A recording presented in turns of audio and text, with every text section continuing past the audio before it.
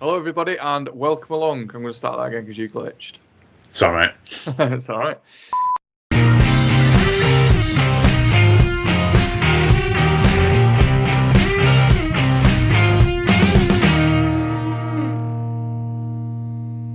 Hello, everybody, and welcome along to episode 7 of season 3 of the A Game of Two Halves podcast. I'm your host, Sean Watson, and joining me once again is Kieron Dobson. Kieron, welcome along. How are you?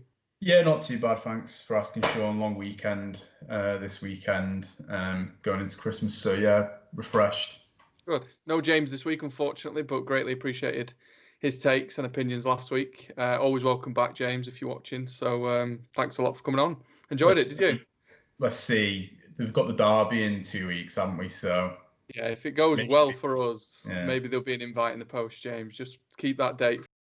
Probably be the Sunday, the 13th. So just put a little pencil mark in that you might be coming on the pod that week. But if you do beat us quite handsomely, then you can keep it free and probably have a beer. But yes, thanks for coming along last week, James, and thank you to everybody who listened last week. We got some good feedback last week about the three-hander, I suppose, and how it worked well and how we bounced off each other. So maybe that's something we'll look at doing a little bit more often, if everybody. If that's something everybody wants, really. But back to just the two of us this week, you'll be glad to hear. And start with some sad news, really, that Diego Maradona passed away in the week. Before myself and Kieron's time, really, but obviously revered as one of the all-time greats of the game. Most famously remembered in this country for the hand of God, but shouldn't let that overlook, obviously, his mercurial talents, how he transformed the game, particularly in Naples for Napoli in his spell there. The famous documentary that's been produced the last year or two focuses on that time in Napoli and how he just transformed the city and pulled everybody together really in a time of crisis. And he was a phenomenal player. I didn't get to see too much of him because, like I say, it's before our time really. But from stories and footage I've seen, he's obviously one of the all-time greats. Kieron, what's your take on Maradona as a footballer?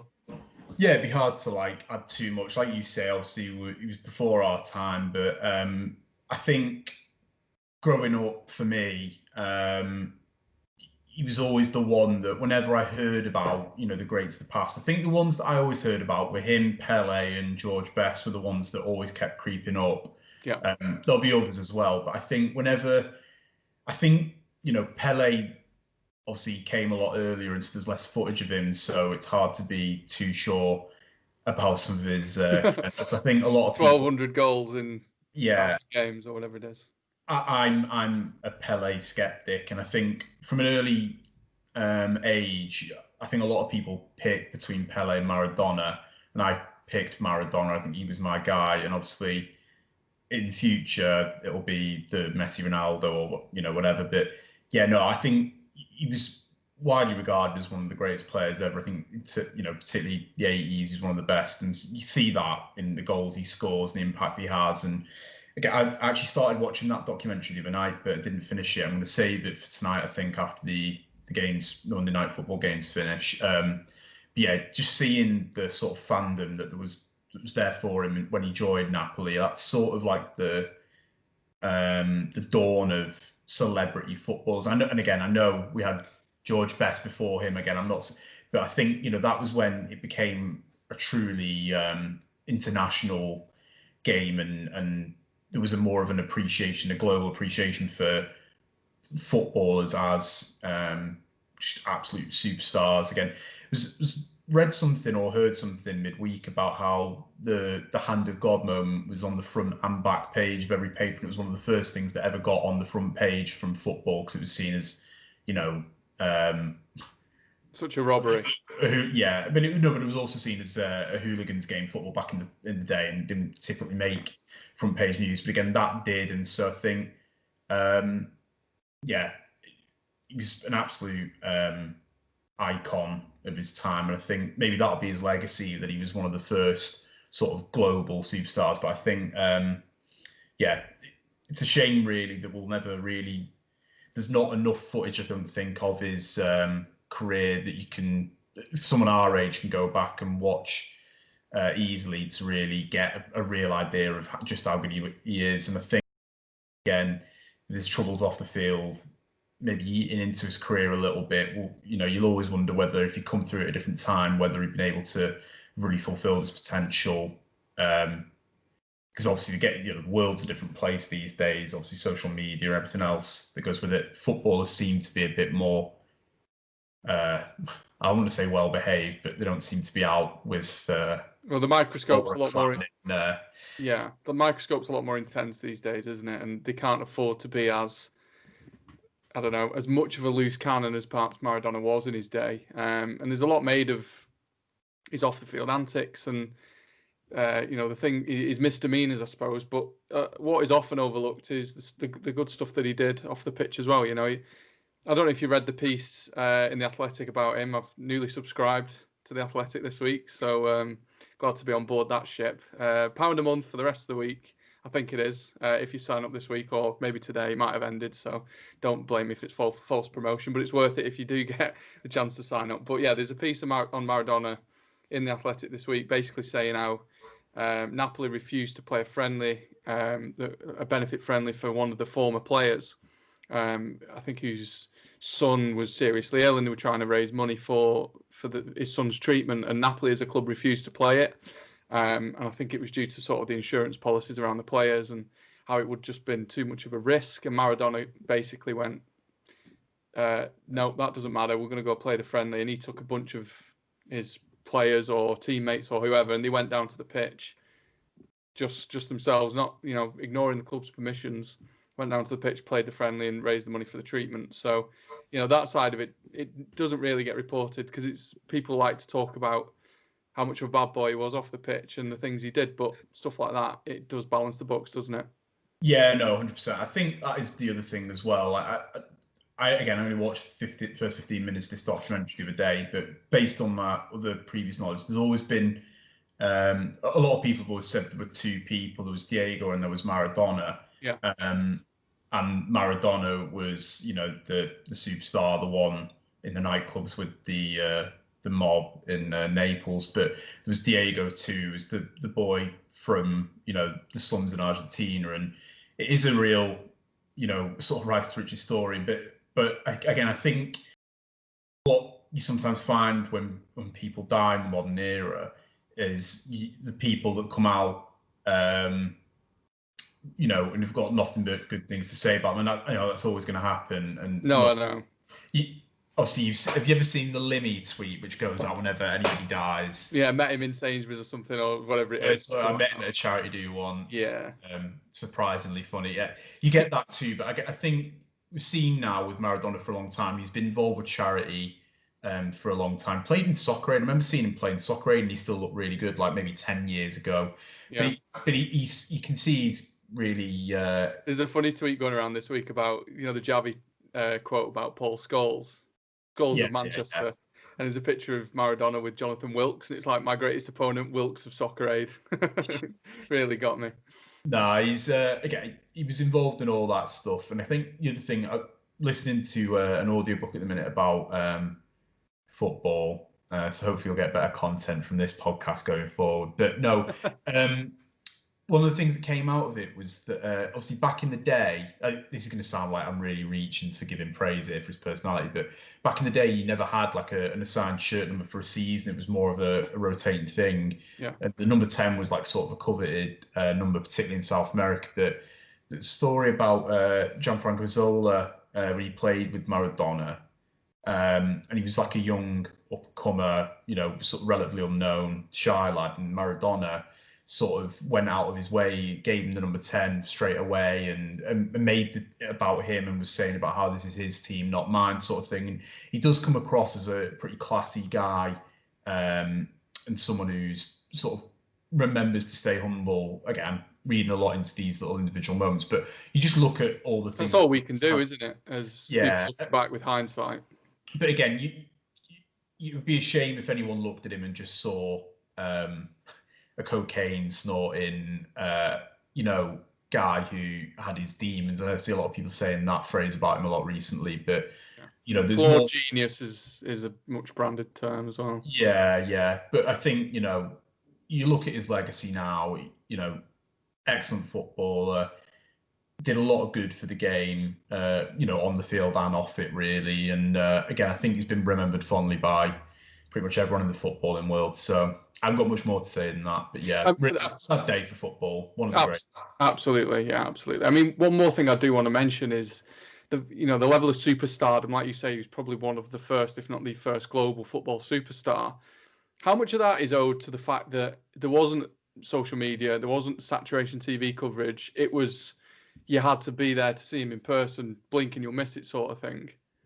Yeah, obviously massively. Again, that was sort of what I was alluding to earlier. It's like, we'll never really ever know what Maradona would have been like in the modern era. Maybe he would have been more, maybe he would have benefited from being in this social media, cameras are everywhere world. Then maybe, off the field, that would have actually eaten a bit too much into him. He would have been, there are Ravel Morrisons and other players who have suffered at the hands of the sort of more forensic look at the players' lifestyle off the pitch. But even on it, not to segue too hard here, but one of his most famous goals was scored with his hand, and but again, the game has changed. It's not just the stuff off the field, the pitches, the training, level of coaching. In the modern era, maybe he would have been, someone to rival Messi in the modern era. Yeah, who knows? We'll never know, but in his era, I mean, again, the footage that we have seen speaks for itself. He was ridiculously talented and way ahead of the curve in terms of his technical ability. Absolutely agree. And like you say, the world of football has lost one of its greatest ever players. You mentioned one of his most famous goals there in a segue that was given to you off air by myself, so you've stolen that from me. But I can see the fume in your face. We're not bitter. I'm going to use it now. I'm going to claim it back. I've got editorial control here, so I can vanish that. But yeah, as you say, one of his most famous goals, the hand of God, the so-called hand of God, would have been ruled out by VAR in the modern era. And as you said, a lovely segue into back to present day. VAR reared its ugly head again. Somewhat ugly head. Maybe people would say it's quite a handsome head, where disallowing Liverpool goals and awarding penalties against them is concerned. Right now. Yeah, but let's skip forward to Brighton Liverpool from Saturday lunchtime. The fabled Saturday lunchtime slot, Jurgen Klopp's favourite. But Liverpool had 2 disallowed goals ruled out by VAR, rightly so. You can't argue against the offside. And then Brighton had a late penalty awarded for them to snatch a 1-1 draw. What did you think of... Let's start on the penalty. I think the offsides are pretty clear cut, and we've seen that time and again. There's not really much of a talking point. But the penalty that Danny Welbeck won in the 91st minute, what did you make of it? So I've come to pretty much the same conclusion. I presume that VAR came to itself, was that it's probably soft, but following the letter of the law in the modern era, it's a pen. Robertson kicks through Welbeck before hitting the ball, and it's hard really to disregard that or to explain it away. He follows through. Welbeck could have stayed on his feet. It didn't really prevent a goal scoring opportunity, but they are the rules at the moment, and so it was a pen. I don't know if you've got any more to say about the pen. That was my take. I mean, first glance, I didn't think it was a penalty. I wasn't looking for a penalty. It just looked like Robertson got the ball, doesn't it, to the naked eye? There's an argument, as we said last week or the week before on the podcast, that referees shouldn't really see slow motion replays because everything's intensified and put under the microscope that little bit more in slow motion. But like you say, to the letter of the law, Welbeck's foot got to the ball first. Robertson kicked through him. This clear and obvious error line in when using VAR, I think needs to be scrapped. Clear and obvious is, again, it's subjective. That line alone is subjective. What is clear and obvious? It's somebody deciding that it's clear and obvious again. So I think that should be scrapped because it's causing a lot of arguments. Peter Walton on BT Sports said at the time, he said it a few times now, poor old Peter, he's got it wrong a couple of times, but he said, this isn't a clear and obvious error. I don't expect a penalty to be awarded. And then 2 seconds later, the referee on the pitch is given a penalty. So it is confusing. But again, if you're going down to the, to the letter, then it's a penalty. And that's my view. Yeah, I do want to actually talk about the game, so I don't want to completely dominate this conversation. No. And this is the danger, isn't it? Yeah, no, but I agree that, again, it's contentious, but I mean, it was contentious before we had VAR. We just didn't have, the second half of the argument after the decision's been made. And if that penalty wasn't given, granted, there would have been much less attention paid to that individual decision, but there still would have been some Brighton fans, and myself at home, a Brighton fan for the morning, who'd have been furious that Welbeck wasn't awarded a penalty. But I completely agree. There is a lack of clear definition of what would constitute something that the referee should overturn and what not. It seems like every time the referee on the pitch is referred to the screen, I think barring one incident, every decision's been overturned. So as soon as the VAR is alerting the referee to something they might have missed, it's almost making their mind up for them, isn't it? Yeah, I know that particularly again, Jamie Carragher doesn't like seeing this because he thinks it's all for the cameras that the referee's going to have a second look. But I have no problem with it. I mean, the referees are bigger than that. They're bigger than that. Referees are bigger than that. They're not just using it as a prop to go over and change the decision. No. They're actually having a look at that. Yeah, because the thing is, people keep saying, before they had this pitch side TV, everyone used to say, the referees, it's the union, they don't want to be seen to overturn decisions. And now they're overturning decisions and they've got to explain it away another way. The way I see it, if the referee's made a decision, VAR's there to review it. VAR says, I think they've made a mistake. They then run over. If they think they've made a mistake, then there's a good chance that they have, generally speaking. Again, I know that there'll be Liverpool fans listening to this thinking, well, obviously, I don't know what you're talking about. But the referee was judged to have made the incorrect decision and he was given a second opportunity to review it. And at the end of the day, the referee there is taking the opportunity to say, yeah, I got it wrong, which is what everyone said they weren't doing last year. Well, they're now doing that. And again, nobody likes it. It's a no-win situation for the referees at the minute. They can't. Damned if they do, damned if they don't. It is. I think for me, I've been thinking about it over the weekend. I think that the only obvious solution for me now with VAR, because I have to say, it might be because I'm a United fan, but generally speaking, I've been pretty happy with the implementation of VAR and all these things. I think in more cases than not, it's made more correct decisions. Yeah, I understand the arguments for it eats into the game and it's not great experience for fans that are actually at the game. I hear that, and again, more could be done there. But I think the way I look at it now, if they are going to stick with it in its current form, I think it's time to maybe remove the sort of Iron Curtain from the decision makers at VAR, wherever it is in that cabin. This is a good opportunity. A good example of this would be the offside that prevented Mo Salah's excellent finish. I had a lot of time for balls being kicked into the floor and into the net. So after the game, I don't know if you've seen it on Twitter, a lot of people coming out and saying, well, hang on, they've drawn the line from Salah's shoulder as the furthest point closest to goal, but then they've drawn it from the foot of the Brighton defender, but shouldn't it be from his hip?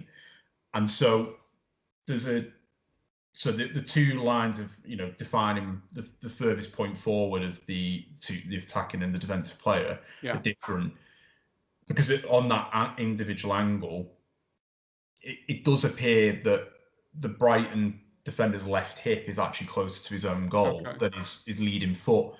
But I think if we could hear the VAR, the person who I'm just going to call him Mr. VAR, if we could hear him or her, what they would be saying would probably be, well, we're going from the furthest point forward of the striker, which in this image is the shoulder that you can score the goal with. Yeah. And then with the defender, it's his leading foot, and we can see from this angle that in this image it looks like it might be his hip, but you can see that the direction he's moving. If we move the camera around, it would probably be his right foot that's closest to goal.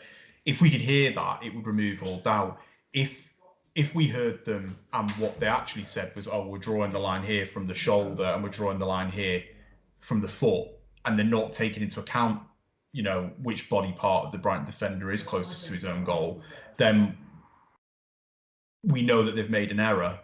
And so I think that it's time to maybe remove, again, the protection that the VAR officials have had. And it's something that before VAR, the referees have always been sort of forbidden from speaking publicly about decisions retrospectively. But I don't think that really helps them, because you're always left wondering, well, does he know he's made an error? Or is it, is this just a big cover up? Whereas I think, you would always, I don't think as a United fan, if a game if we'd lost points because of a referee mistake, if the referee came out a day later and said, no, I made a mistake, I would accept it's human error. That was part of the game back then. Whereas, it was frustrating not knowing whether they would come out and say that made an error, and there was it removed the accountability aspect. So I think that's where it's got to go. That was a long-winded answer, but yeah. No, I agree with what you're saying. It gives accountability and some rationale, doesn't it, to the decisions made. I think my argument would be, why is it not automated at this point? That I don't know much about the technology side of it, but surely once they've picked the point, the ball's played, freeze frame that image, surely some sort of computer algorithm can go, that's the furthest point back, that's the furthest point forward. The lines are drawn automatically.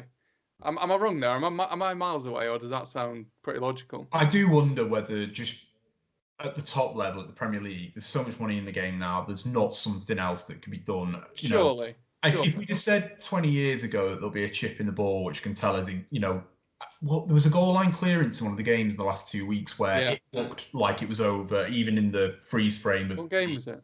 I can't remember, but the goal line technology made it look like the ball was over, but you could see when they really zoomed in, there was like a millimetre of skin of the ball that was on the line. And, the correct decision was made, no one doubts it. Yeah. If you'd have said that 20 years ago, that would be the case, everyone would have said, well, you're never going to get that. Well, we've got it. I have to think that there will be alternatives to the current, someone picks X point on a picture and draws line. I hope that there's a better way forward, because I do think that it is slightly flawed, the offside system. Again, just because, it's really hard to say with certainty when the ball leaves the passer's foot. You can freeze these frames at any moment. Yeah, it's really difficult. So there are grey areas with the offside rule that I think could do with some rework. But my wider point, as I say, is that I think that we need to start hearing the decisions being made by the VAR assistant, rather than just we're hearing the two commentators getting angry about it because it's not the game they played, and they're getting upset at what they perceive to be the decision that's being made, rather than actually just hearing it from the horse's mouth. Yeah, I agree. What did you make of Jurgen Klopp's comments after the game to Des Kelly of BT Sport? It was around scheduling and injuries. I know Milner got injured again in that game, and it's another muscle injury. What did you make of what Klopp had to say? I thought it was sour grapes from Klopp, but what I will say is I do still agree with his wider point around the substitutions and the scheduling. I do think that BT and Sky would be, I said this last week, they would both be smart, in my opinion, to be more sympathetic to Manchester United, Liverpool, and when the time comes, City, Chelsea, Arsenal, Spurs, when they're coming off the back of these European games, because again, United and Liverpool in particular are picked for TV in Europe and in the Premier League now, which means that they're now having and Klopp did allude to it, they've had it the worst so far this season. I think bigger picture, the TV companies should be smarter. Des Kelly, who I didn't know his name at the time, but you told me who he was. I thought he was out to sort of make a name for himself, knowing that Klopp was going to fly off the handle. Well, he's famed for sticking his arm round the Liverpool lads when they got to the final of the European Cup, and giving it pally with Alexander Arnold and chummy. So he's already made a few sort of social media waves on that front. But to be fair to him, I thought he did a decent job there. Yeah, I mean, it's his job to sort of interrogate, but I do think that he was sort of looking to just and I get he worked for the broadcaster, so of course he's going to argue the broadcaster's corner, but again, I just don't know if that was really what his job is. I feel the same way about Jeff Shreves. I feel like too much of it is about having a character rather than just ask the questions and get off. I don't want to see what you look like. I don't want to see you. I don't want to know you personally. All I care about is what Klopp thinks, and I think he was sort of antagonising him a little bit. But with that said, Klopp I don't think, covered himself in glory, and I saw a lot of again, I'm too involved in it, but I saw a lot of Liverpool fans after the game, tweeting about how, we're all kicking off tribally now about Klopp, but Ollie did the exact same thing. Ollie, the difference was that Ollie never actually aimed his criticism specifically. He said he wanted to know who made that decision. He didn't say, Sky and BT, or keep saying you, not you, Des, but the other, people making a decision. So that's the difference, is that Ollie's just shown that he's angry about it without actually throwing any darts at anyone, whereas Klopp has been pretty pointed about who he's upset with. And as Des Kelly did point out, and I understand his argument, is that it's not solely down to the broadcaster. I still think ultimately it is, but I do hear the argument that the clubs do have a responsibility as well. These clubs did sign to this contract, so. Yeah, I mean, and that's sort of the price you pay when you've got broadcasters. Sorry, excuse me for a second. If you've got broadcasters paying upwards of 1.8, 1.9 billion for the rights, they do have some sort of control over who plays in what slot. Obviously, it's got to sort of adhere to club, European scheduling. It's got to be some level of fairness. But at the same time, if you're willing to take that amount of money from a broadcaster as a club, split 20 ways or whatever it is, you forfeit a little bit of control there. Now, BT picking Liverpool in that spot was to trying to get the most viewers they can. That's obvious. So if Liverpool don't, can I just say as well, that was because the United game had already been picked by Sky. Right. So if Liverpool don't want that slot and it goes to West Brom against Sheffield United, fine, but they'll be paying less for that slot, BT, and rightly so, because it won't be worth it to them to be paying the money they are. So if the point I'm making is, if they want some of the control back in terms of flexibility over scheduling, they've got to be willing to accept less money. Yeah, I think, to be honest, the simplest solution here would be more freedom over where the slots fall. So if BT could pick, say if the Premier League was allowed to make the decisions as to where the fixtures fall, and then Sky and BT over those weekends got to just pick, rather than BT's the early kickoff on a Saturday, Sky have Super Sunday and the afternoon kickoff on. Do you know what I mean? I think that's the simple solution, where sort of everyone wins. You still get your best games, but ultimately the Premier League's picking the slots. And I do think potentially that will be where this conversation goes when we come to the next TV deal set of negotiations, because we've now seen what life's like when 3 o'clock kickoffs are shown. We've had a bit more flexibility over, we've got 2 Monday night football games tonight. One's just kicked off. So I do think that there will be a bit more flexibility there. And I hope that's the way it goes, because, again, the current format's not pleasing anyone, I don't think. It's all fair and well that, some people will argue the smaller clubs don't get enough of a share of the pie with the Premier League, but they would have an issue if they were being subject to the same sort of schedule demands that the big clubs do. So, I can see, but I can't see both. It's a two-sided coin. I can see both sides of it. There is arguments on all fronts, isn't there? It's not just, clean cut, black and white issue. Is there anything else about the game you want to discuss? I do just want to talk about the actual football for a second. Sorry, We've done another half an hour, I think, on VAR here, so please, let's talk some football. It's not our fault. This is the conversation as it is. But what I will say about the game, it was the right result on Saturday. I think so. Klopp would be disappointed with the way it worked out. And, last year they narrowly won a lot of these games in the margins. And obviously it's more difficult when you've got a fully fit squad and when they're unfit. But Brighton probably were the better of the two teams overall on the day. And I think Liverpool, as I've said in the past, I don't think they're going to win the league this year because of their injuries. They've obviously responded really well. The day they'd have won that 2-0 if that, goal hadn't been disallowed for Mane. But tiny little chinks in the armour now that I think we might start seeing more of. Klopp is feeling the heat too, I think it's fair to say, after, these interviews. And again, I'm sure they'll be fine overall, but they won't be the flawless selves that strolled to 90+ points this year, I don't think. No. My only other take on that game that I want to Danny Welbeck appreciation moment, because had his injuries, been really unlucky in that respect, and obviously got relegated last year with Watford, but didn't really have much part to play there.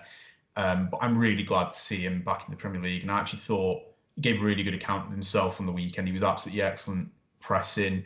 He was actually good on the ball. He did a couple good dribbles, got into the right positions, good in the air, strong. I do think if he can stay fit, there's a Premier League role for Danny Welbeck. Modern striker where you have to do a bit more running and be a bit more tactically aware.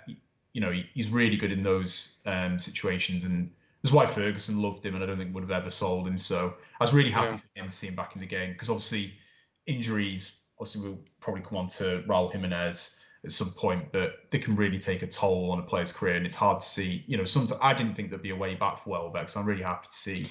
I agree. And for all accounts, or to all accounts, he's very disciplined and dedicated off the pitch. From what I've read and what I know about him as a person, he's so dedicated to his craft and puts the graft in above and beyond training sessions, dietary, you name it, he goes above and beyond. So he deserves another crack at his career, I suppose. I mean, he's had a good career up till now, but like you say, blighted by injuries. I think he's had 3 major injuries. So let's hope that he stays injury free and gets another good couple of years out of him at the top level.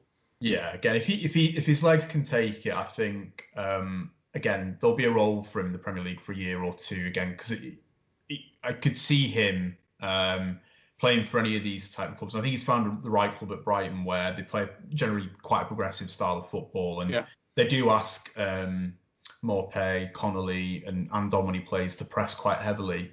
Welbeck's more than up for that. He's a very fit lad, and so I'm really happy to see that. Me too. Have you got a hot take for part 1, or are you saving it for part 2? So I've got a hot take. Do you want to do it now? I don't know how conscious of your time, because you might have a bit of bite back. Let's talk Jimenez. Let's go to the break, and then let's start part 2 with your hot take. Does that sound all right? Okay, yeah, because it does link to United. Okay. So we wanted to talk Raul. Obviously got a really bad injury, took a clash of heads with David Luiz. I think he's fractured skull. I think I've read that right. Skull. It's very similar to Ryan Mason's injury that sort of ended his career. So sort of hangs in the balance a little bit for Jimenez right now. Nobody really knows if, how, when he's going to recover from it. Obviously, we all wish him well, because he's a hell of a player. But I know you wanted to sort of say a little bit about Jimenez and the injury. Just to say, obviously, it's tragic. I was watching the game, and so when you obviously, I think everyone listening to the podcast will have seen the highlight if they weren't watching the game, and you can hear the contact that leads to the injury. It was absolutely disgusting. You lose it was 10 minutes. I think he was on the floor. They were being careful getting him onto the stretch. You knew it was a serious injury, and like you say, Ryan Mason, it ended his career. Cech had a skull fracture, didn't he? And was lucky. You're not expected to head the ball an awful lot as a keeper, but he had to wear the skull cap as a precaution. I do think that it's probably the case that Raul Jiminez has probably played his last game professional football, to be honest. You think so? I don't foresee circumstances where he can come back and take the risk of, it wasn't like he was Michael Owen, or he scored headers, he competes in the air. All action striker, isn't he? Yeah. He was all rounder. I just don't see how they can take the risk. It's too. I can't believe he'll want to. I'm sure, and it all depends on every chance, but it depends on the level of the fracture, and obviously we don't know anything about it. We're not medics by any stretch. It'll depend. It could be completely different from Ryan Mason's injury. To lump it in with Mason maybe is doing it a disservice. We don't know. I suppose we're just going to wait. But I mean, it looked bad from what I saw, and just fingers crossed that what you said there doesn't come to fruition, because he's an outstanding player.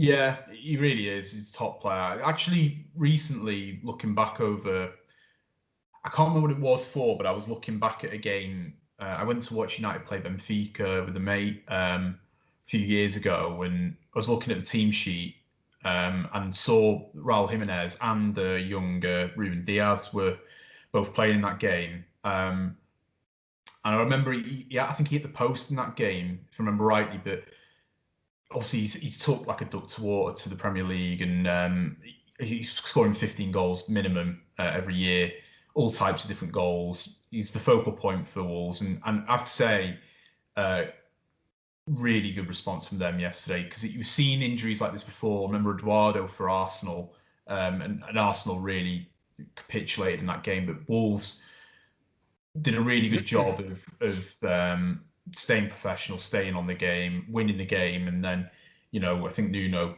did well at the end of the game. You could see he was a bit shook up by everything that had happened, but really well. One thing I will say. We'll probably talk more about Arsenal next week because we've spoke so much. But I will say it was interesting that a couple of weeks ago, when it was announced that Bobby Charlton had been diagnosed with dementia, that I remember watching BT Sport, and Jake Humphrey was like, "Well, it's time we have to have this conversation." I'm not a big fan of Jake Humphrey, by the way. I am. I like him, but he's not everyone's cup of tea, but he was saying it's about time we have this conversation. And again, fair play, making the effort, doing the right thing. But that conversation was long forgotten. And, we're 2 weeks later now. And I'm not saying that there was anything that we could really do other than outlawing headers, which I don't think I want to see. But, maybe that's the way it needs to go one day. But I will say that there's question marks over whether Arsenal did the right thing with David Luiz. He's bleeding through his bandage, which he wasn't asked to replace, or they weren't asked to prevent. He was playing on for about 10 minutes, and you could see the blood trickling out of the bandage. I've read since that it's actually really hard to do a proper... I know there was 10 minutes where Jiminez was out, and so, they had the time to carry out sort of a more... thorough check. Yeah, but I have to say, he came off at half-time, which suggests that all wasn't well. Yeah, absolutely. I do think that it is not time for us to start talking about it because, we're here now. Jake Humphrey did it for BT a few weeks ago, but it is high time the Premier League sorted this out, or football as a whole sorted this out, because it's done in every other sport, isn't it? Football's, it's a long way behind when you talk about concussion protocol and things like that. I saw Troy Deeney this morning said that players should be able to make the decision for themselves, which is ludicrous. I like Troy Deeney, and he's speaking from the heart, but he's wrong. He's wrong on that. Yeah, because players always want to play on. They always do. Boxers, have to be ruled out of fights that they don't want to, but they have to be told. Yeah. Sorry, No, it's fine. It takes a third party, doesn't it, to say, look, off you come. You're not right. Yeah. And from what I've read, a lot of the time you don't know you're concussed as the person. No, of course not. You're not aware. You don't know what it is, and again, it takes medics to do a professional assessment of a person to come to that conclusion, diagnosis. I think the argument that I've seen, again, I can't see a good reason why this is going to be done, but I believe it's going to be trialled from January. In leagues that choose to take part. I think the Premier League will probably be next year, but having a system where if a player has suspected concussion, you're allowed an emergency sub whilst the assessment takes place. Yeah. That there's always going to be people that argue that that's open to exploitation from clubs, but I don't. Yeah, of course it is. At the end of the day, the players' safety is paramount. Fans in the stadium aren't going to lose time because the check can take place off the pitch. The game goes on, and they can make the right decision. If it saves one life, it's worth it. Yeah, and it seems daft that they can have the conversation every week about doing 5 subs instead of 3, but then it takes so much longer to talk about a concussion sub when evidently that's probably the more pressing issue in terms of player safety. So I'd like to see it if they can get it into place. Yeah, same. Okay, cool. Bit of a somber first half, but we'll leave it there. Obviously, wish Jiminez all the best and speedy recovery. Hope to see him back playing because he's a hell of a player. But yeah, absolutely. Let's move. Let's leave the first half there if you're happy. I can see you sort of. I'm just going to say, any listeners who are a bit, as you say, somber there, the second half be much more upbeat. The game of the day, the weekend, we've got to talk about some really good Manchester United chat. And also, if you care about me or Sean, tune in for the hot takes, good stuff. Kieron set it up perfectly. So just to recap, at this point now, but just to recap, tune in for part 2 where you'll get all of this.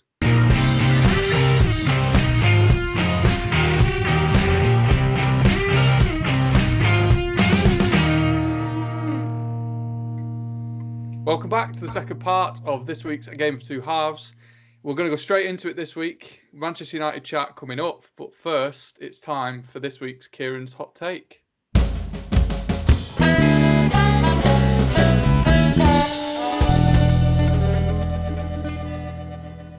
Kieran, what have you got for us?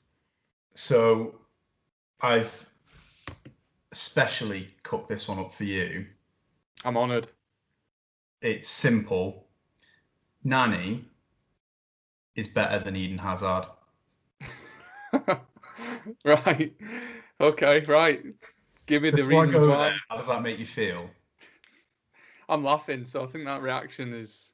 I mean, it's just not true, but I'm happy to listen to your rationale and let you explain it away. Okay, I am going to explain it. It is a bit of a story, and I've had to take notes because it's a journey I've been on to come to this decision, but I'm really comfortable with it now. Okay. Maybe if I bring you along for the ride, you'll feel the same way. Hold on. Strap myself in. Oh, okay, good. I thought that was a technical error there, so that was... No, I'm ready. Nice way to throw me off before I really roll into this. So I was going to do this last week, but obviously James joined the podcast and I had my other hot take, which Pep Guardiola is a fraud, which if you haven't watched, I was right about and is worth watching if you don't think he is. Rewind to last week. This one's a bit more controversial because I think it's more widely accepted. There's a Pep Guardiola, hashtag goes around every week. This week, I think, generally speaking, most people think Eden Hazard's a world-class footballer. I think that's rubbish. But anyway, this is how I came to the decision. So as I say, a couple of weeks ago, it was Nani's birthday. Manchester United were tweeting about it. And I was reflecting on his career and seeing some of the goals he scored. And I thought, do you know what? He was actually an underrated player. Like I maybe took him for granted, taking into account how good we were at the time and the team he played in. But also, as I say, I was listening to an audiobook earlier, but the other audiobook which led me to this decision was actually more about big data rather than football. It actually had nothing to do with football. It's about big data, and yes, I'm a nerd. But there's a section in that book that talks about data doppelgangers, which, right. if you're familiar with, so it's going to get a little bit about baseball now. So okay. This is different to the theory around Moneyball, but the long story short, if the Red Sox had followed the Moneyball what's theory, the Moneyball? Sorry, just... So, you're not familiar with Moneyball? I thought you'd be all over it. No, Moneyball is all about how in baseball there was a team that consulted with, I can't remember the name of the company, a statistician who helped them to build this really good team using data. It's a little bit like Prozone in football. Oh yeah, but it was much more advanced. I think it might have preceded that era of football. As I say, it led to a team becoming really successful. I've actually read the book. It's next on my to-do list. I've not watched the film yet, which I hear is very good. But anyway, it's about data and how you get these players, that are underrated, under the radar, but you take into account all the data, and this is where you can project them.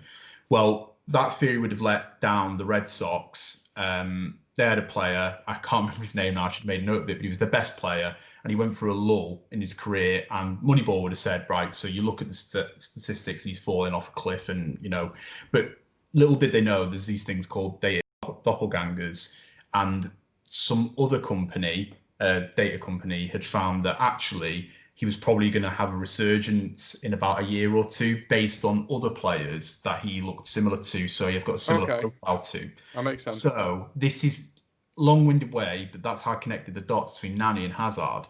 And I only connected the dots between Nani and Hazard because most people have seen the video of Nani missing that penalty in the shootout the other week. Yeah.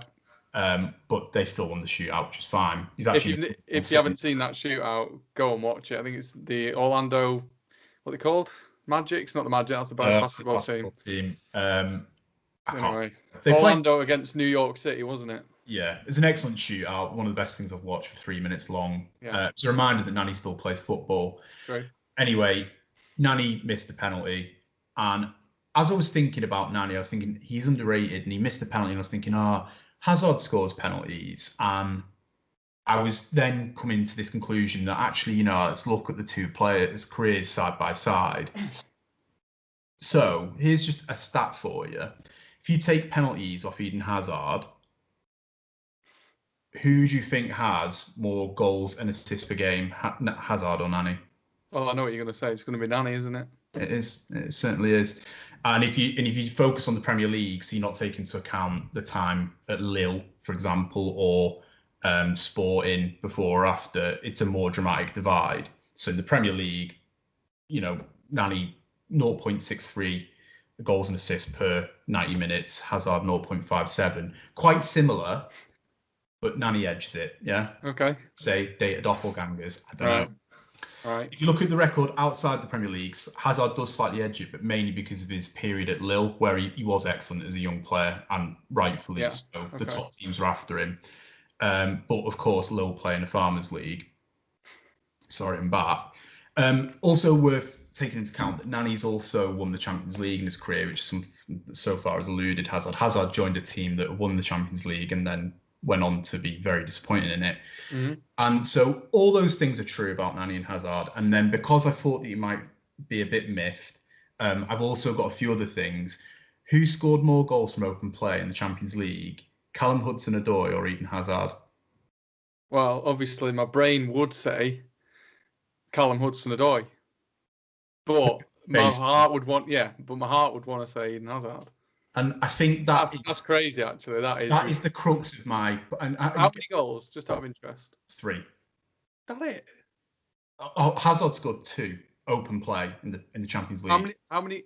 What's the games then? How many games? A considerable amount. I'm just going to quickly pause the podcast there while I get Football Reference up. Please do. Because. To be honest, you have sort of shocked me there, because I wouldn't have put any stock in any of those stats being true if you hadn't have told it to me. So it hasn't changed my opinion, because there is more to football than stats, obviously. Should do. No, it shouldn't. No, we are paused here, by the way. There is a case to be made about that, obviously. I'm not an idiot. Come on, what evidence have you got for So, in the Champions League, in his career, he scored 10 goals, but 5 of them are assists. So he's actually now scored 5 open play. Hang on, no. 5 are penalties. Oh, no. Yeah, 5 pens. He scored 5 from open play. Okay, so Hazard scored more than Hudson-Odoi, has he? Someone told me this start the other day, and it's worth. Oh no, this is embarrassing. Oh no. Is it crumbling apart here? Is your hot take crumbling to dust? Oh no. I'll take the L if it does. Oh no. Oh no. I was looking at the wrong stat. No. You salvaged it. Come on, give us the stat then. So, okay. Where were we? Hudson-Odoi scored 3 out. Was it 3 Champions League goals from normal play? Open play, yeah. Yeah. So, yeah, as I was saying, wherever I was earlier, we've now unpaused. I checked Football Reference. Hazard. That's staying in. Kieran, that's staying in. All that checking? All that checking. The panic. I filled, so that's staying. Okay, so from open play, Hazard has scored 4 open play goals. That was before I did this stat. It wasn't that many. He's obviously scored since. Callum Hudson has scored 2. But it's not far off. No. I think the point it's embarrassingly close for Eden Hazard. He's been in the Champions League. He joined a Champions League winner. Yeah, what was that? 8 years ago? Yeah, he's now, and then he played in that team in the Champions League for a couple of years, and he then moved to Real Madrid, who one of the biggest clubs in the world. It's an embarrassing record, and I think what my point would have been, had we not gone down the Callum Hudson-Odoi route, which I now regret a little bit, is that the perception of the amount of goals he scored from open play, you were surprised by the actual figures. Yeah. And it goes for me to show that there's a myth around him, that he's a better player than he is. There's this memory of all these great goals he scored, but quite often they're sort of one-offs and they're very rare. And it's the same is true in the Premier League. Most of his goals were from the penalty spot. If you take them off him, Nani's a better player. Well, that is a hot take. I will give you that. right or wrong, that's a very hot take. Obviously, I don't agree. I think Hazard's a great player. You shouldn't look just at stats. I mean, the eye test is an important thing. He took Chelsea to a league title. Did he? Yeah, yes, he did. Was it Diego Costa? Both of them. It was Diego Costa plus Hazard's penalties. It's both of them, isn't it? You need a hold to your oats. I'm a Hazard hater. We know. It's why I'm hot on this, but he's an absolute living fraud. He's 27 now. He's at Real Madrid. There can't be any more excuses. This isn't the best Real Madrid side in the world, but he should be the focal point of that team, as he was at Chelsea, which Nani never had the luxury of being at Manchester United.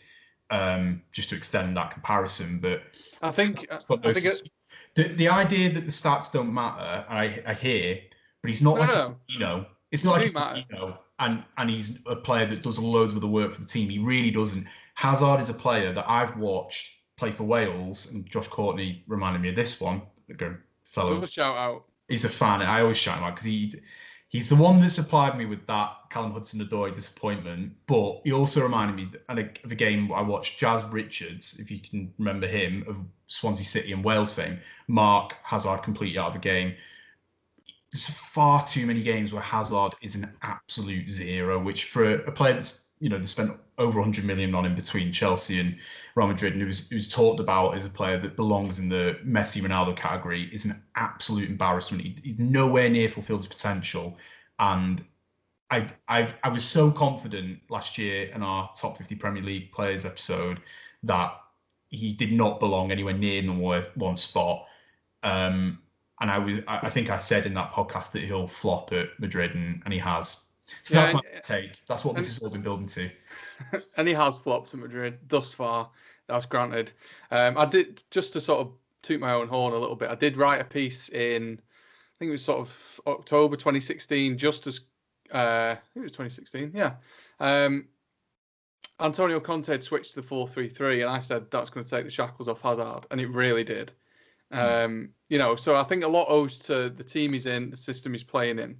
We saw the best of him that season. I don't think there's any doubt in it. And at his best, I stand by the fact that he's an outstanding player. He hasn't shown his best anywhere near enough. His stats tell a story. Obviously, you can paint that picture. That's fine. A lot of my judgment on that season was based on the eye test. I do rely on it a lot. But I wasn't on my own with that take back then. And I'd stand by it for that season. He was the best player in the league. He hasn't done it since. There's no denying it. But to say Nani's a better player, he's won more. There's no getting away from that. He's a more successful player. Whether he's a better player, don't agree. Can I just say, though, this isn't like a thing against you. And I know it might seem it from your perspective, but this is a drum I've been beating for a long time with Hazard. I've never, ever seen what everyone else sees in him. I know that he's aesthetically very pleasing. I know he's really good at dribbling and close control. And he's, tight control in and around the box, which is excellent. And I know he can score these wonderful dribbles and some of his link-up play is great. But I know that only counts when he does it. When he's not doing that, which is really, really rare, he's not doing an awful lot. And that makes him not as good a player as... And he's a moment player. He plays in moments. No, I disagree. What are the great moments? West Ham at home, the double against Arsenal to take it away from in that game, 2 in 5 minutes, whatever. If you have to go to Arsenal, the goal against Liverpool in the League Cup. This is what I mean. You won him in the Champions League quarter semi-finals. He's one of the top players of all time. Yeah, but these moments add up. Again, I want to say this is not just at you. I'm really hot on this. The press in this country adored him. He's never been anywhere near it. The top players do it at the top level. He's not done it at the top level. He just hasn't. In European, or actually in international competitions for Belgium, De Bruyne and him, two of the best players of all time. If you listen to anyone at Sky over the last 10 years, they've been a massive disappointment. I'm gonna have to beat that. And Hazard got, what's his name? The manager in 2010 sacked. Mancini a few years later, Martinez a few years later, still nothing. Just can't get anything out of them because they're not built that way.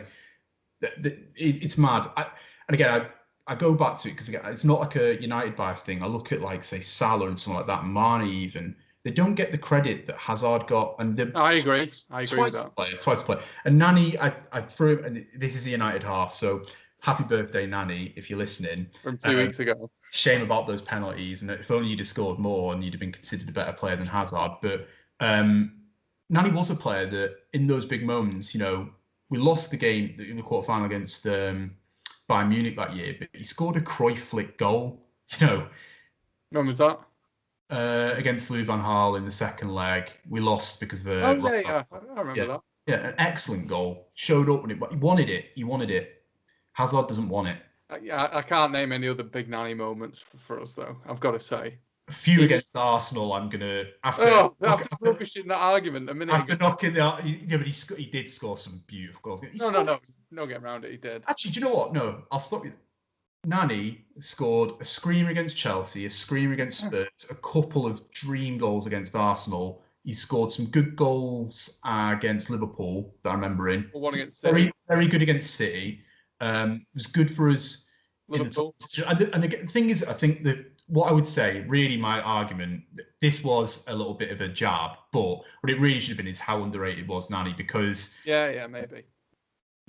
That year that he had his best year was the year that after Ronaldo had gone, Rooney had a couple of injury issues, and I think he got double figures goals and assists that year without penalties. And that was when the team was really ticking around him. And we got to quarter final, we lost to Bayern, who got to the final. It was a good Bayern team. It wasn't his fault, it was Raphael's fault. Because we were running away with that game, Darren Gibson bossing midfield. But how did it happen? I don't know. That got away from him. I feel for him because he lived in Ronaldo's shadow the whole time. He played for United and then on the international stage. But top player in his day, and I think gets lost, in the narrative of the modern era. He wasn't white enough for the press, John. Well, maybe that's true. He was a frustrating player, Nani. For my money, he was very frustrating because you knew what he could do. And he did produce it, but it wasn't often enough to be considered as he's a nailed-on starter. He's one of our best players. That was the drawback with him. Wouldn't you say that about Hazard if he played for United? Maybe I would, and maybe that's where I struggle sometimes, because I can rate a player for another team because I don't see the frustrating side of him week in, week out. If he doesn't play well, I don't care. It's not on me. It doesn't affect my life. So maybe that's something I need to sort of perspective eyes. I don't know if that's a word. It is hard. You watch your own team the most, don't you? And you do. Yeah, you have your winners. And speaking of Manchester United, involved in the best game this weekend. Definitely, absolutely agree. Let's get to the actual. So Kieran's hot take, we'll cut that there. I'll get rid of the writing on the screen now. That can go. But yes, Southampton 2, Manchester United 3 from Sunday. What a cracking game! What a cracking game! Yeah, real good advert for the Premier League. Just quickly, because I think we often do this when we talk about the games we played in the second half. We very often sort of brush over the opposition, but Southampton are a really good team. And before the game, there was a lot of this is a test for Ollie, now. I agree. And it's sort of like one of those moments. Well, he's, by all, if you listen to all that sort of narrative, well, he's passed it and now there's no more questions. But obviously, that's not how the real world works. If he loses the next 2 games, he'll be in trouble again. But a really good performance from us because they do press very well. The attacking numbers, and they're excellent at set pieces, as we saw. So they're a really difficult. It's a tough place to go. Southampton. Really like to go there and get the win. Hell of a response from the 9-0 against Leicester, Leicester 9-1, whatever it was. I mean, that's some going that because I'd had them as going down after that defeat. I thought they were dead and buried. So credit to the team, credit to Ralph Hasenhüttl for dragging them from the depths. He was favourite for the sack after that game as well, I remember. So, how many clubs would have pulled the trigger there? A lot, because they weren't in a great run until that moment either. But Southampton, to be fair, again, not to talk about United here, but they have got Mark Hughes aside a relatively good track record of employing sort of unknown managers who have got something that suits the particular squad or the league at the time. Obviously, Poch is the main one that people. Koeman. Did a good job with them, and obviously now you look at Adkins as well. Nigel Adkins he did a good job. He really did as well. I think the only criticism with him that you could level at him is probably a bit too positive for his own good. I don't think he was critical of himself or the players as much as he needed to be. I think he was. He came through to the game as a physio, and so I don't think he ever had that sort of we must win drive, which obviously is required of managers. But yeah, they've done a really good job over the years, and Hasenhüttl, I think, will probably be the warmest in Southampton fans' hearts after Pochettino, I would probably guess. And again, it's because they play really good football. They're entertaining team to watch, and obviously they're missing Ings against us, but I mean it didn't massively affect their actual play. Obviously, they might have a couple more chances, but Che Adams really good, doing the same job really, pressing, and Theo Walcott's coming and he's got pace, which you would think on paper would test our defence. But I thought the defence were excellent. I actually thought 2-0 down, 2 set-piece goals, you could have made a good argument. I think the XG said we should have been 1-0 up at least. Yeah. I don't take too much interest in XG, but I mean, going off the feeling out at half-time, I mean, we texted at half-time saying we played all right. We didn't really deserve to be 2 down, but that's how the dice fall sometimes. Like you said, I felt before the game that it was a big game going into it. Off the back of three wins, I thought, well, let's not take a step back now. Let's continue the ball rolling. Let's build on it. 2-0 down at half-time, I thought, well, it's classic United. 2 steps forward, 1 back all the time. You don't know what you're going to get. Bit of a mixed bag in terms of results. But so to then turn it around from there, it became an even bigger result, didn't it? If we'd have just gone out and won 1-0, great result. But to turn it from 2-0 down at half-time to win 3-2 with a last-minute win, and momentum's through the roof. It's going to be, I feel like feels like a big result in terms of United season. Yeah, 100%. Again, I do bemoan it a little bit because, like you say, you text at half-time for my thoughts. I said that I thought we were playing well. Yeah. Just unlucky that they're elite. Ward-Prowse is an excellent set piece taker, and we saw 2 world-class set pieces there. That corner was almost undefendable or indefendable. It was the whip on it. It's the front post. The keeper's got no chance. Slightest touch, it's probably going to go in. It was rough because before he took it, the camera, I think there was a bit of time when they were filming, the 6-yard box, and you could see that they'd really loaded that front post. And I saw Maguire behind it all, and I thought, what? Why is he there? And I get that they work on the zones all week and that they'll have an idea and stuff. And, typically speaking, if you've got all the players at the front post, you would assume that they were going to move towards the back post, But they didn't. It was an excellent, like you say, it was going towards target. So De Gea would have had to have stopped it if it hadn't touched anyone. But it causes chaos when there's players in front of it. So, again, and the free kick was great. I do wonder whether De Gea could have positioned himself slightly better. But really, well, I thought he had it. I saw him take a step across before it was kicked.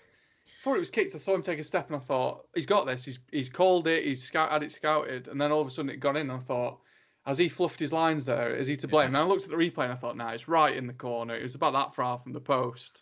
It's always tough when the keeper gets his hands to it because you always think, if you had a stronger hand. But I mean, I'm not criticising him at all. I think he's obviously wary of the post as well, isn't it? Stop it. Yeah.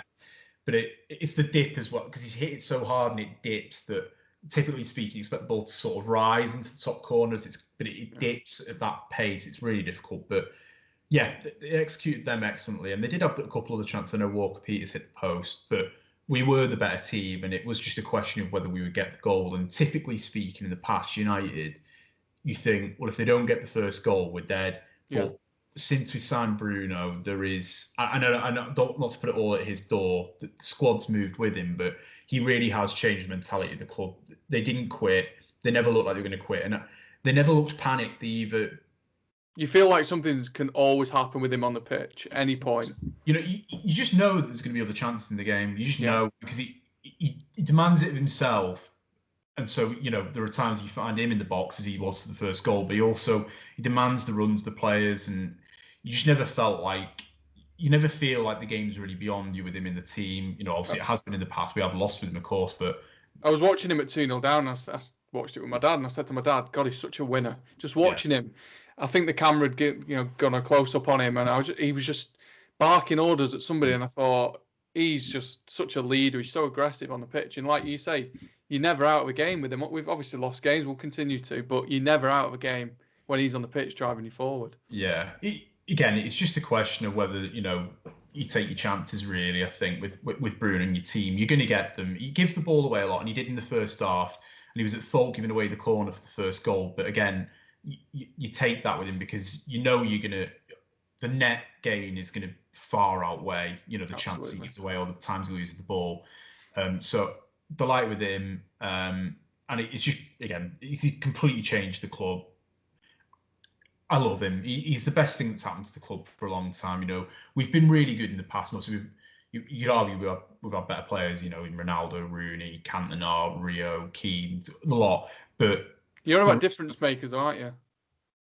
Say again. So you're on about difference makers. So so comparable to Eric Cantona right now. I know he's not taking us to a league, not even close yet, but there's that feel, isn't there, that this player has taken what looked like an average squad and one player has moved them up a whole level.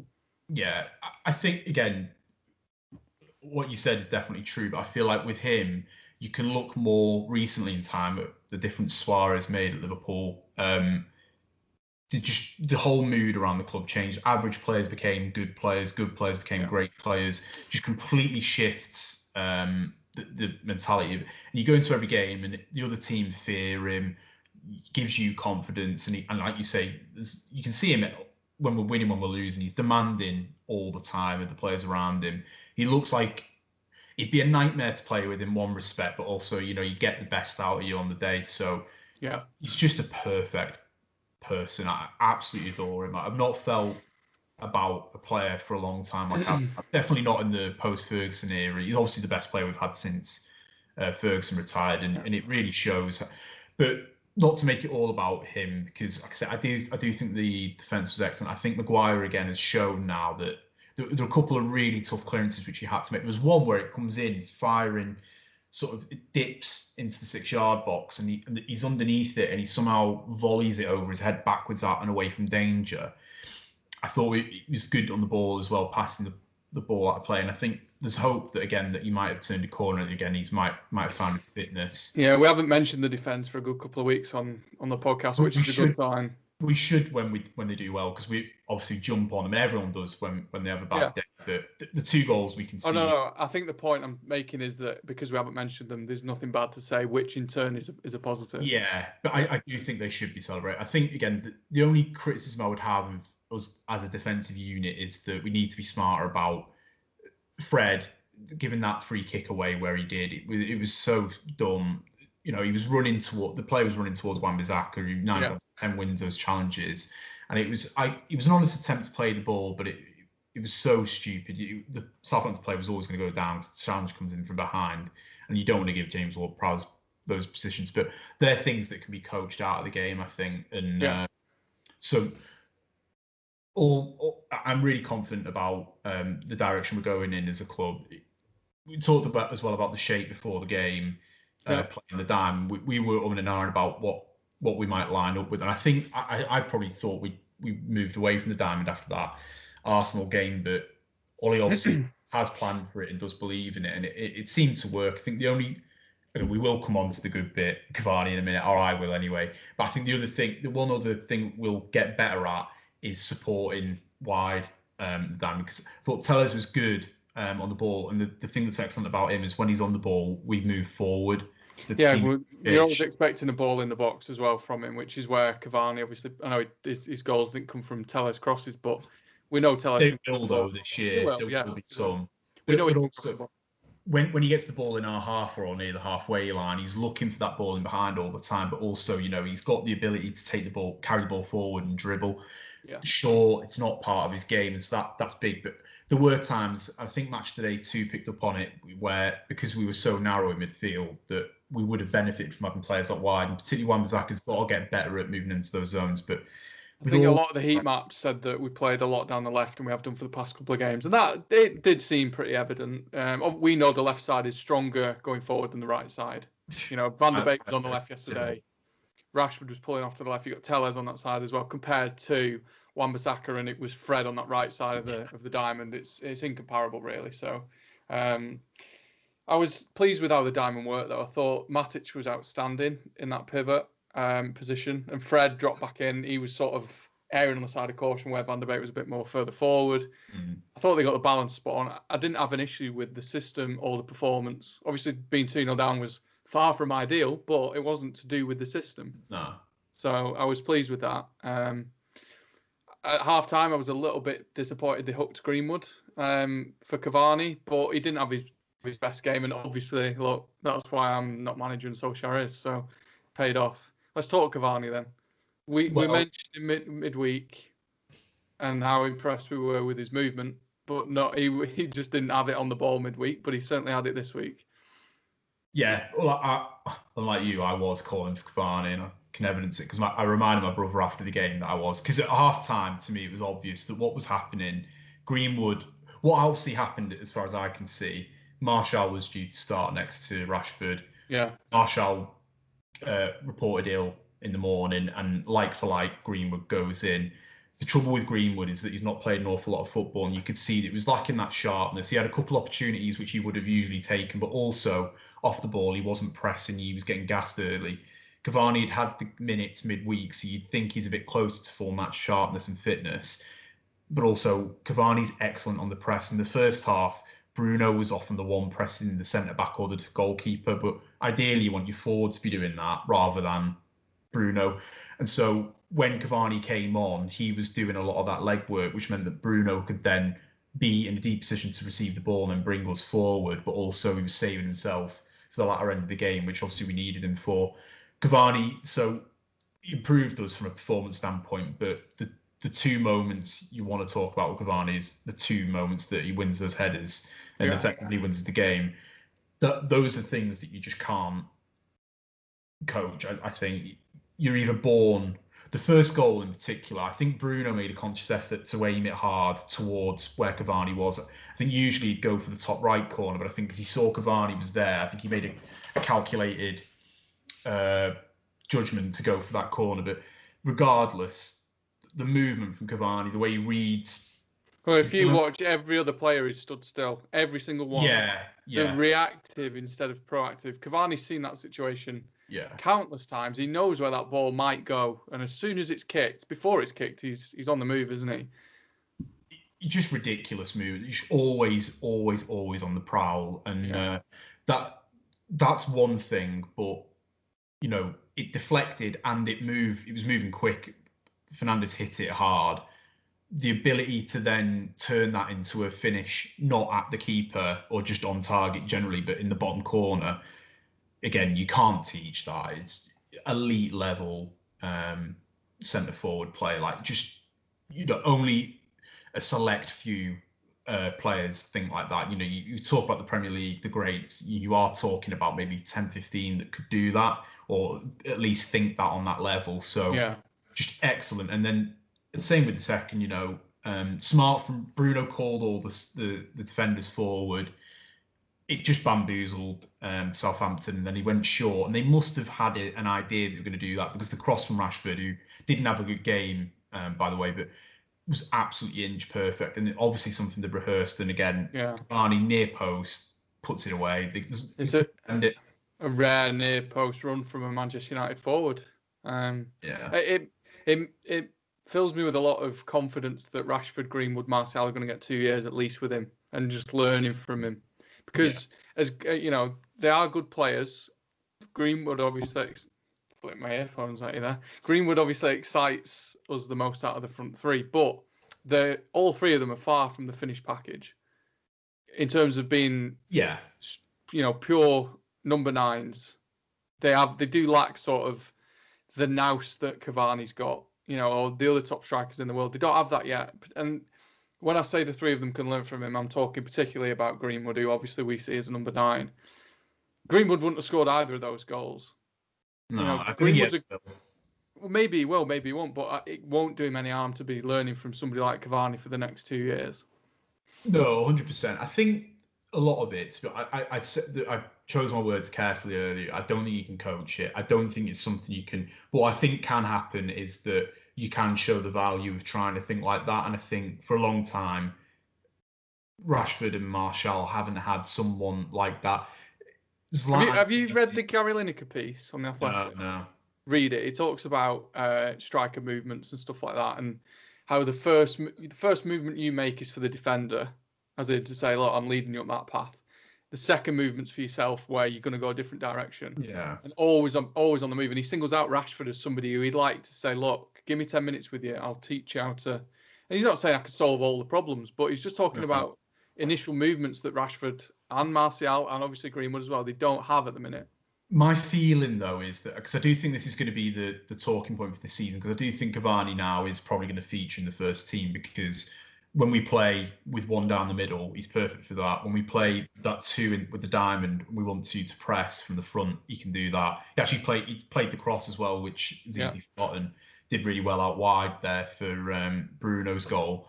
So he's perfect for pretty much all the systems we've got. And I think the conversation this year is going to be around, well, what can the lads learn from him? And I do think, again, it is really, for me, more about the value of that type of play, because I do think that I don't think we're ever going to change Martial, Rashford or Greenwood. I think whilst they haven't got a clearly defined role in the squad, at least in the sense that, Rashford's played in the left a lot, but, sometimes as an inside forward, sometimes chalk on the boots with Mourinho. Martial's had 1 year at 9 now, post Louis van Gaal, which isn't enough to say it's definitely nailed on his position. Obviously, Greenwood was seen play across every position in the front three, but more so on the right. I do think that they are who they are. I don't think Martial's ever going to have that movement or that striker's instinct. I don't think Rashford will ever either, and I think that Greenwood's got that instinct, but I don't think it'll be about headers for him. I've never seen him score a header, and I don't think. No, even if it isn't headers, he's been in that position anyway. I honestly don't think you can coach. I think some players are just gifted with it, honestly, and I think that they think that way. I think what they will learn from Cavani, Rashford, it'll be about where to put the ball and where the danger is. We saw that goal. He knew where the danger was. And he was able to make an inch perfect cross for Cavani. But again, I've never seen him getting on the end of them, ever. I don't think there's anything Cavani can do in that respect. And I think Martial, it'll be more about how he can link up with a player like that. Because I think what will happen, my guess, is that we know that Solskjaer wanted Haaland. We know that Haaland respects Solskjaer from his time at Malta.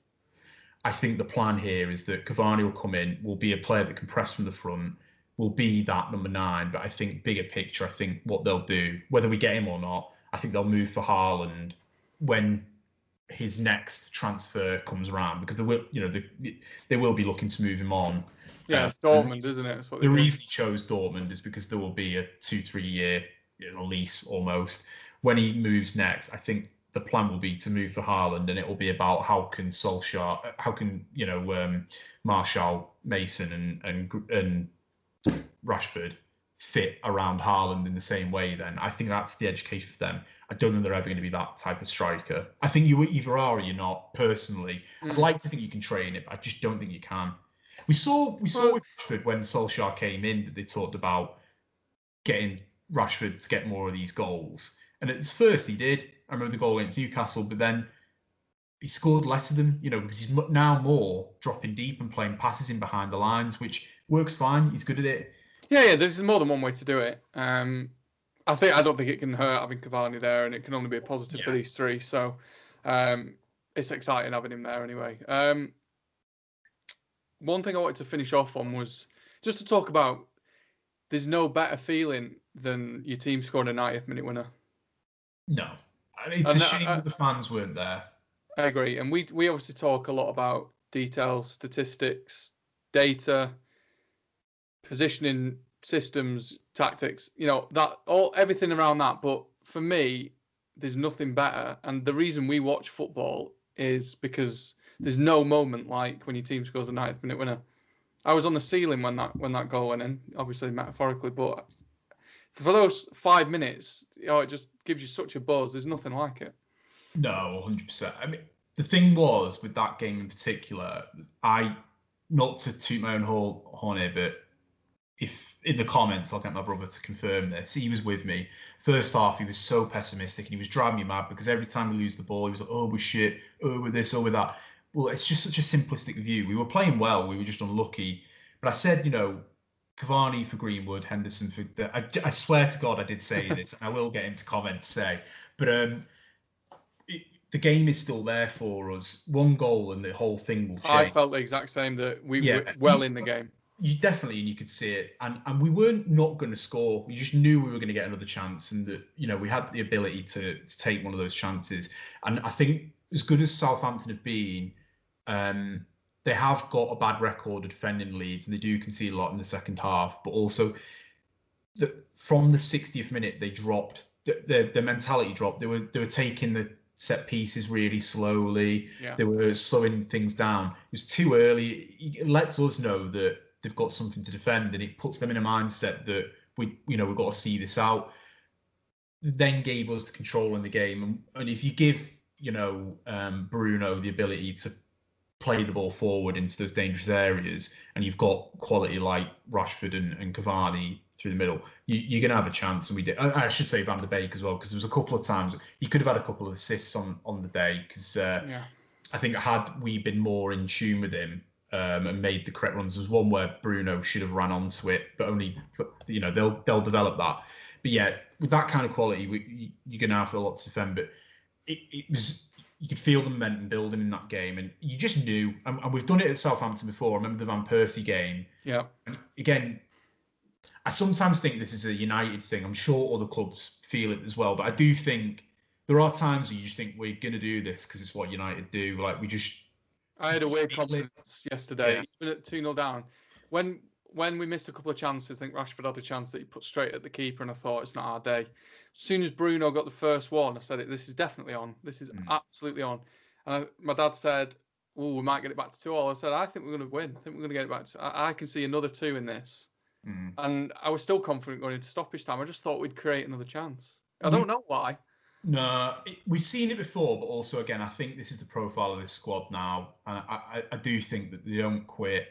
Yeah. And again, there are days where things don't click, but it was clicking, and you just knew that we just needed time, and we had it. We had a whole half to come back and score 3 goals. And I know the quality's there. We know it now. So I think Southampton, if they could play that game again, would try and kill it off with another. But it's the benefit. 2-0 lead should be enough, shouldn't it? Really, but it should be. But we are a really good team now, and I know a lot of people don't want to talk about this, but we've been I listen to a lot. I read The Athletic. I listen to a lot of podcasts about United. There's a lot of pessimism out there about United. There's a lot of Ole Gunnar Fraudshire and stuff like that. He's built a really good team. The squad's in a good place. I'm not saying we're going to win the league this year, but we are going in the right direction. And there is a never say die attitude about this squad now. And I credit a lot of that to Bruno. But there is a good feeling about the club. And we could lose to PSG and West Ham and then City. And that could all happen. It could all get on top again. But I've no doubt we'll bounce back if we do. I don't think that will happen.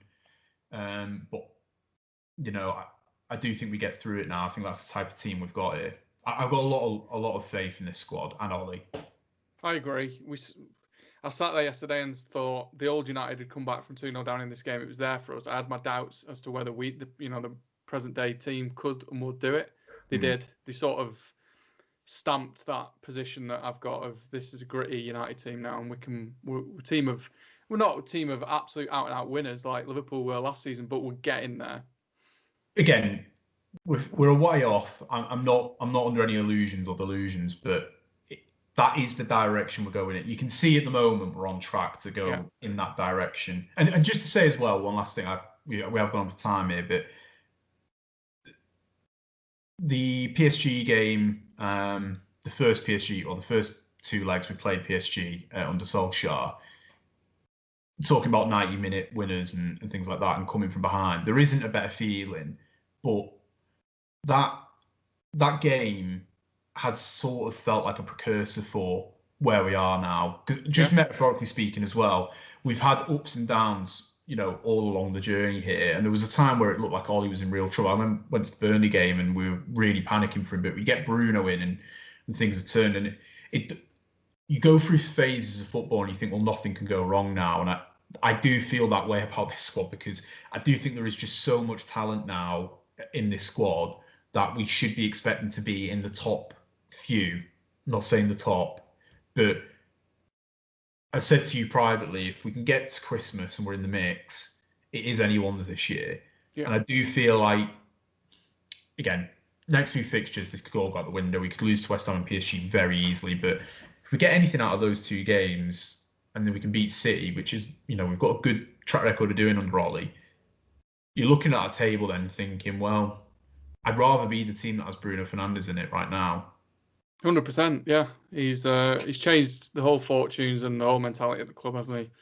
Kieron, we're going to cut it there. We've gone a little bit long, but thanks as always for your contributions. Greatly appreciated and enjoyed. Enjoyed your hot take. Didn't agree, but enjoyed it nonetheless. So thanks for your contributions. We'll I see made you you next week. think though, didn't I, with it? Always Oh. make me think. Oh, always make me think. I might not sure. always agree, but you always Right. make me think. No, Kieron, thank you. Thanks for having me. You're welcome. Thank you for watching and listening to this podcast once again. We'll be back next week with episode 8. We are available on iTunes, Spotify, YouTube, all good podcast providers. The website is zipsportsmedia.com. But we will be back next week. Thanks for tuning in this week. We'll be back with episode 8 of season 3 of the A Game of Two Halves podcast.